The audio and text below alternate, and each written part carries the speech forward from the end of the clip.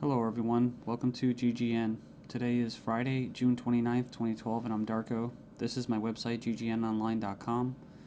There's a poll up there, you can check on it and vote how long until a drone kills the first American on American soil. So far, the majority are saying within the next year, followed by the next 2 years. You can follow GGN with your email address, also on YouTube, ddarko2012 and ddarko2013. And if you'd like to help, you can donate right there. So, and there's also a little news archive there. So, I'm ready to go here, and we're going to cover the economy. And the biggest news, of course, is Obamacare approved. It was kind of shelved for a while there, and now it's back from the dead. So, and a little bit of eugenics, because you have financial warfare, and then you have social warfare, you have eugenics, and it kind of all just is immersed, right, in the same global agenda. So it says here, Obamacare approved, IRS to force Americans to buy health insurance.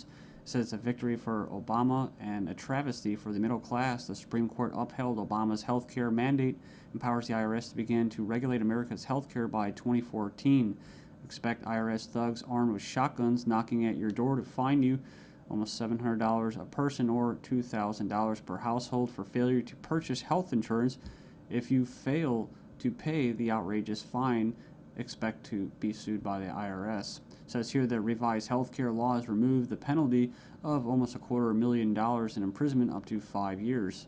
It says here this ruling allows the federal government to force citizens to enter a contract with private corporations to buy health insurance. This is happening just days before the 4th of July, when Americans won its independence from British tyranny, and now we face the same tyranny today. It says here by 2014, all Americans will have to submit or face being fined and sued by the Internal Revenue Service.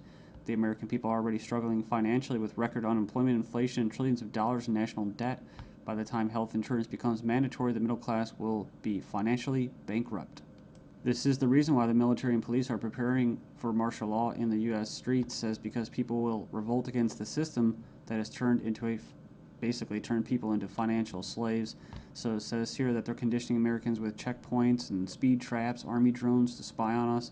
We're going to cover all this, rolling out the tanks and putting military goons on residential streets to prepare us for what is to come in the future. It says here the Bilderberg Group discussed in Spain about wanting to level America into a third world impoverished nation where we're all poor under world government dictatorship. It says here soon the Americans' standard of living will drop significantly, and it won't just be the standard of living, it will be their age of death, right? Their basically the average lifespan. It says here services will be cut. We're going to get into that too, death pathway and stuff like that.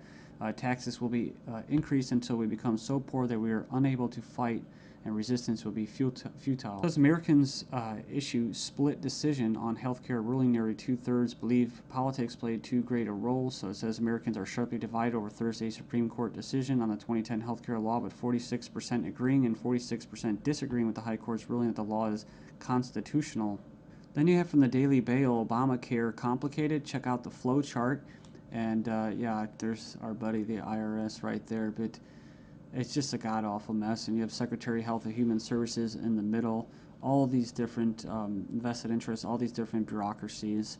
And the biggest invested interest that helped write the bill was the insurance companies. And they're the ones that are going to basically, how could you say, not profit. Well, they will profit, but they're going to get the best advantage from this, right?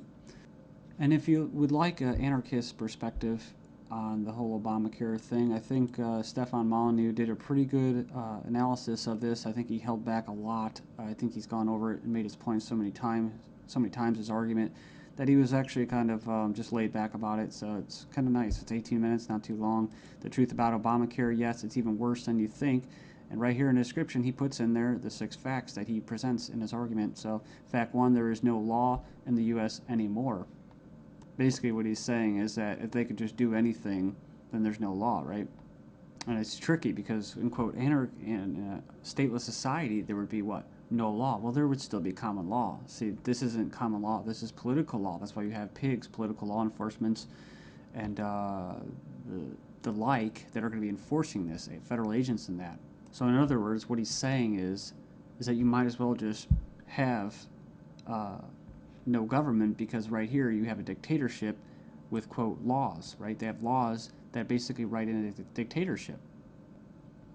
So we have here Obamacare is an admission that all previous government health care programs have failed. So, and this is true. I remember the recording, about Nixon and stuff like that, getting people on Medicaid. It doesn't really matter whether it's good or not.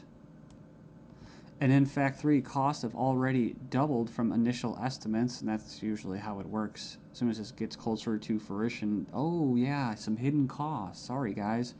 Fact 4, 70% plus of healthcare issues result from individual choice. So the thing about it, he's talking about smoking, drinking, eating basically a lot of bad food and stuff like that. You can actually help. But a lot of these people that are going to, quote, benefit from this are not going to be doing anything to help their own health, right?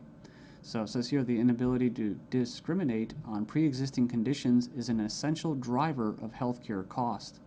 So I think what he's saying there is it's not very free market. It says here that the fines for non-compliance are destined to rise enormously. We have 15 reasons why the Obamacare decision is a mind-blowing disaster for America. It was actually, it says here it was voted 5-4 decision to uphold the vote. And it says here, the bill, it says here the swing vote was Chief Justice John Roberts, who was appointed by George Bush, W. Bush. And not that you'd have any confidence in the judicial system as it stands, just based off past history and their track record. It says here, after the vote today, it is hard to have any faith in the U.S. Supreme Court. I guess they're saying because he was quote conservative.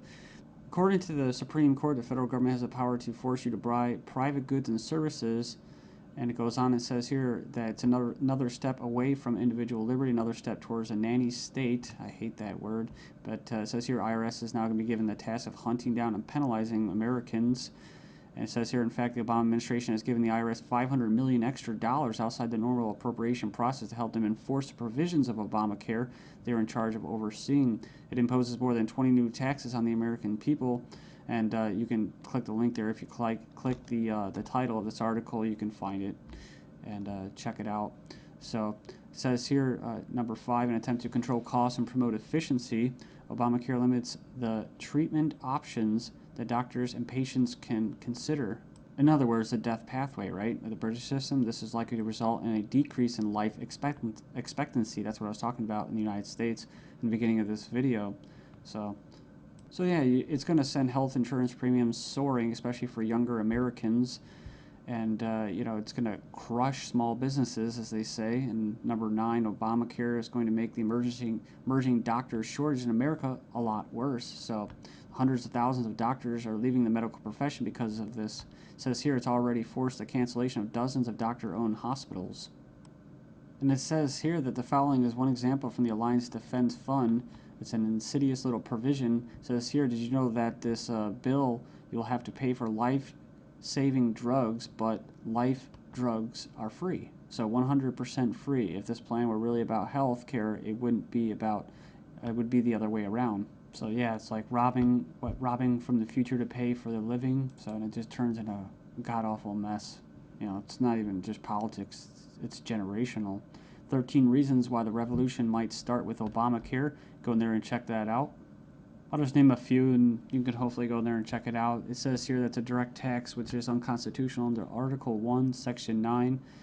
And you can go in there and read that. It says here it violates states' rights since federal government does not have the constitutional authority to take over healthcare as stated in the 10th Amendment outlined in the Bill of Rights. This mandate is involuntary servitude or slavery to big banks and insurance industries, neither slavery nor involuntary servitude except as punishment for a crime whereof the party shall be duly convicted. Basically, the 13th Amendment. So yeah, that's the federal government's 4th of July Independence Day present to Americans. It's pretty crazy. I mean, you think the timing of this was just happenstance? I bet it isn't. Let's just show you.